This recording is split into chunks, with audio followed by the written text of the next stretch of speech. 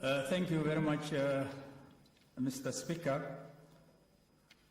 Mr. Speaker, let me thank you and the whole House for giving me this opportunity to defend myself against this impeachment,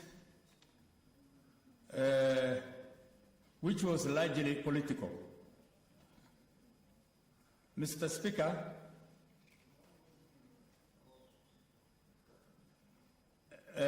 let me first of all apologize that I was unwell, and I thought my lawyer will represent me, but I had to be told to come.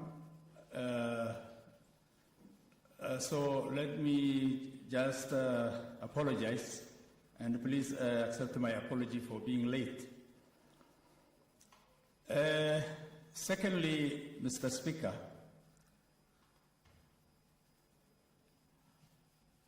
impeachment is there in the Constitution, it is in our laws.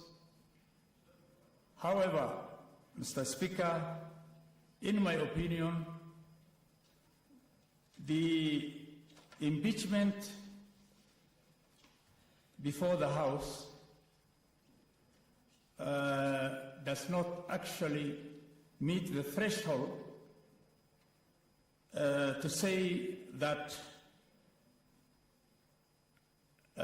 maybe because it is supposed to be, it is a gross violation of the Constitution. And in my opinion, what you have said, what the committee has said, is that health was an issue which was impeachable. It may be impeachable, but it cannot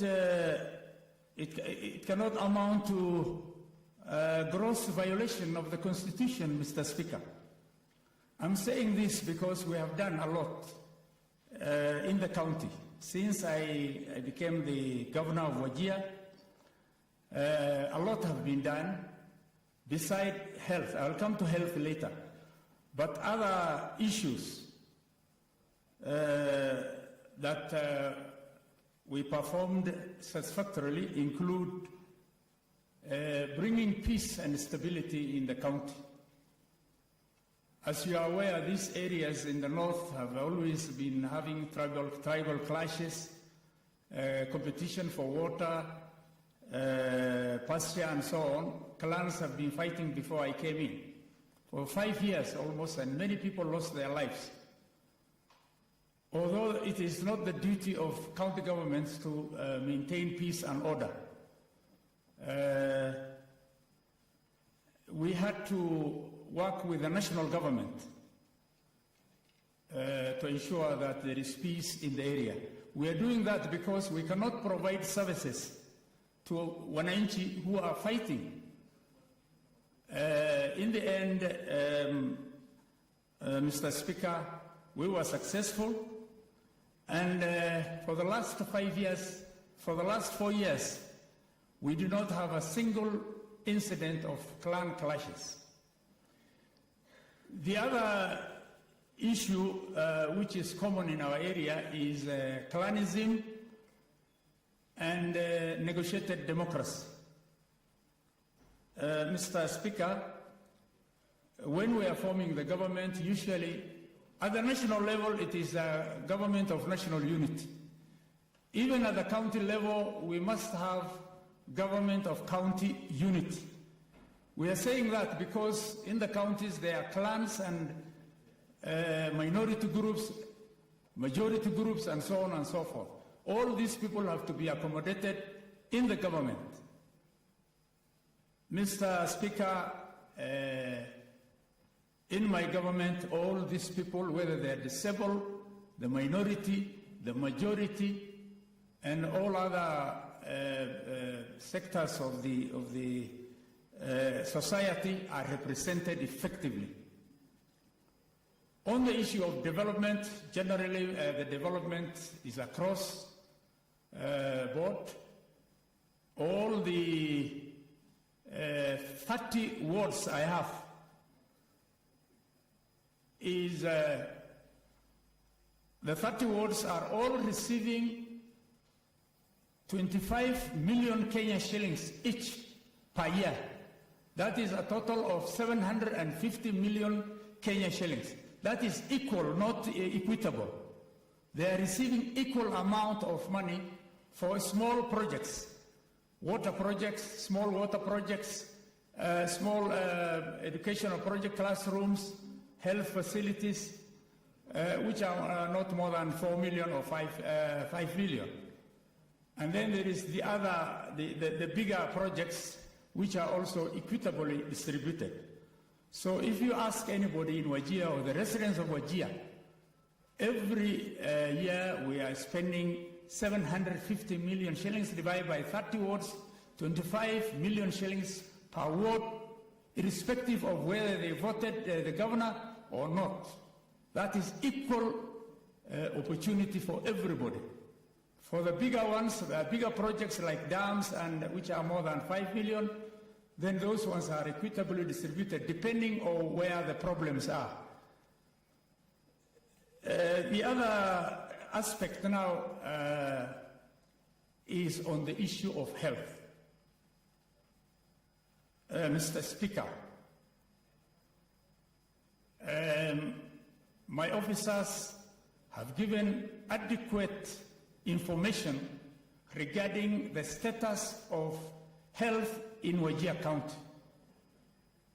It is very unfortunate that one of the issues that have been picked is the absence of electricity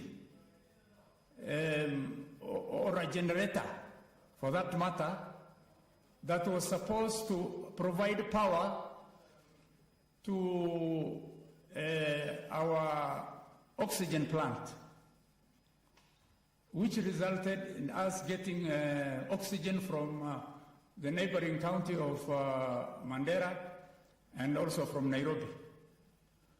But the main reason, Mr. Speaker, is that Wajir, the whole county or the town of Wajir depends, we are not on the grid, national grid.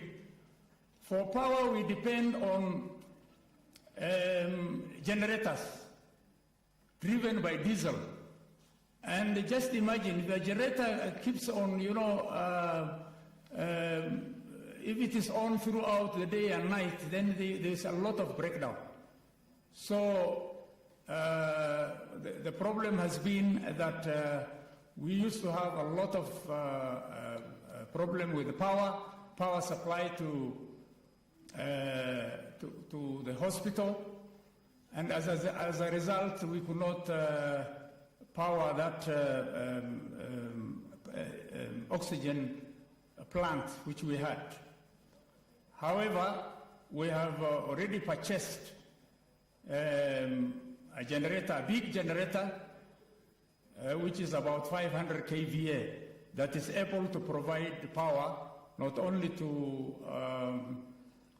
the oxygen plant, but also it provides power to the whole hospital. The other thing which we have done since I came to be a governor of Wajir is that there were a lot of other services which we provided. We have built over 50 health facilities, dispensaries, and other small health facilities countywide. That means a lot of money has been spent on that. And this is nearly all the wards we have. At least every ward has one dispensary or more.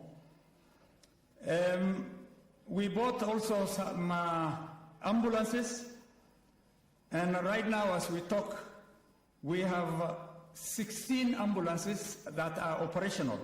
We repaired those ones that were old. We repaired them. We purchased the 3. We were given 2 by the national government and 1 by IGAD.